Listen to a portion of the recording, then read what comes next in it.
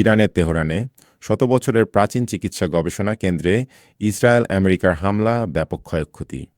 ইরানের রাজধানী তেহরানে যুক্তরাষ্ট্র ইসরায়েলের হামলায় ৩৩,০০০ বাড়ি ক্ষতিগ্রস্ত হয়েছে বলে জানিয়েছেন শহরের মেয়রের মুখপাত্র আব্দুল মোহর মোহাম্মদ খানি।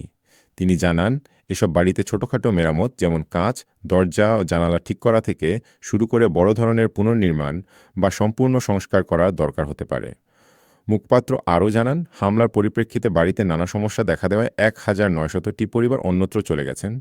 এছাড়া আরও প্রায় ৩০০টি পরিবারকে ২৩টি আবাসিক কমপ্লেক্সে স্থানান্তর করা হয়েছে। আব্দুল মোহাম্মদ খানি আরও বলেন, পৌর কর্তৃপক্ষের নিজস্ব উদ্যোগ বা আর্থিক সহায়তায় এখন পর্যন্ত ৪,০০০-এর বেশি বাড়িতে মেরামতের কাজ শুরু করা হয়েছে।